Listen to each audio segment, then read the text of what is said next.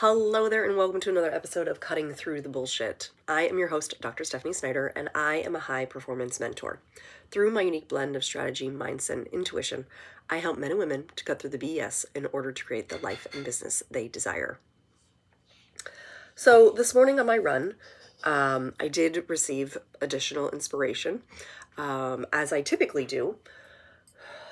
Check out my previous episode for a whole story about that. But one of the things that came through was this idea that I was not giving God enough space.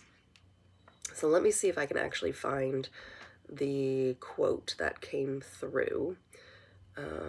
Maybe I can do it quickly. So I have all these notes, right? Nope, I'm not going to be able to find that quickly. Okay, so it was something along the lines of, how can I expect God to show up if I'm not actually giving him space to show up? And the example that came to mind immediately was, if I wanted my husband to help me with something around the house, am I actually giving him the space to help me? Or am I micromanaging and trying to do it all on my own, that there actually isn't space for my husband to help me, but I'm still getting annoyed that he's not helping me?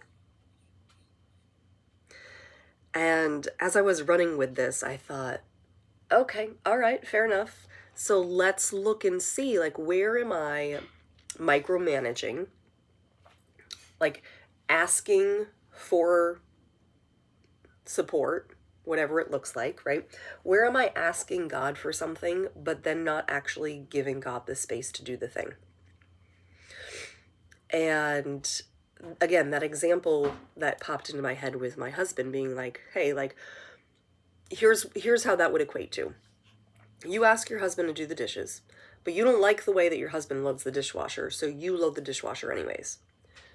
Well, what's the point of asking him to do the dishes if you're just going to do it anyways? And so I really I was running with it and thought, okay, where can I back off here and trust that God will actually show up instead of trying to micromanage an outcome?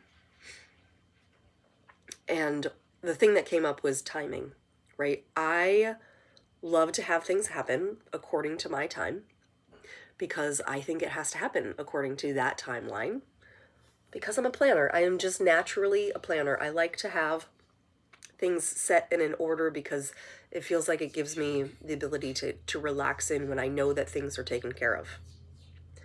But that also makes me a control freak to a degree. Now, I've gotten better, full disclosure. I've gotten better at allowing people to help me, asking for help. I can definitely use that much more when it comes to my relationship with God, right? Because by nature, since I'm a planner, I like to have all my ducks in a row in order to breathe. But sometimes those ducks, I have to trust that the duck is going to get into a row without me micromanaging it. And that feels a little bit harder for me, because I like to just check it off the list. Boop, done. But here's the caveat. If it's done my way, I know the outcome, and the outcome isn't necessarily what I want. I want more of a miraculous outcome, but I have to hold the space for that miracle, right? Do you see how that plays out? I'm going to use finances as a good example, because this is probably a very easy visual, right? Let's say you want to generate $10,000 this month, okay? And you know that if you do X, Y, and Z, you could generate 5,000.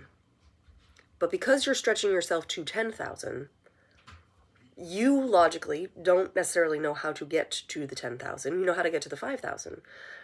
And you think, maybe if I just multiply the effort for the 5,000, I'll get to the 10,000. That's not actually how it works. You've got to allow space for the magic, for the trust, for God, for the divine intervention to come in instead of willpowering through it. Because the truth is, it doesn't take twice the effort necessarily to make 10,000 as it does to make 5,000. But it's going to require a bit more space and a lot more trust, because you can't micromanage your way to that without burnout. And nobody really wants to burn out trying to make that. And so instead of micromanaging and doing, you're going to do the things that you know to do. And then you're going to sit back and let some inspiration hit you, and maybe follow that inspiration to the thing that's actually going to lead you to the $10,000 a month, as opposed to just doing more of the $5,000 a month. Because there's a different version of you that receives the 10,000 versus the version of you that receives the 5,000. But you got to have space in there. You got to have space to help. So if you want to have time to do the self-care, you got to let your husband do the dishes, or make the dinner, or do the laundry, or have a kid help out, right? Like, you doing self-care while you're trying to do the laundry is not really helpful, right? That's why I'm grateful my red light mask doesn't stay on my head unless I'm laying down. Because I can't do self-care and something else at the same time. It defeats the purpose of it. But you have to trust that it's going to show up, and probably show up in a way that you're not expecting.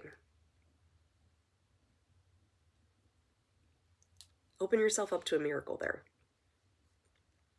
So, let your husband do the dishes. Let your kids help out with the laundry. Free up some space where you can begin to trust in something else. And there's a little caveat here that I feel the need to tell you. We are created in God's image. He is not created in ours. And so our inability to trust the divine is because it's our inability to trust humans, right? But building that trust starts with you and your relationship with yourself. And leave some space for some miracles this week. So, I'm sending you a lot of love. I hope something in here landed. It just came through. I'm going to listen to it later, see what was actually said. It feels really good, so that's a good thing. But I'm sending you a lot of love. I hope you have an amazing rest of your day.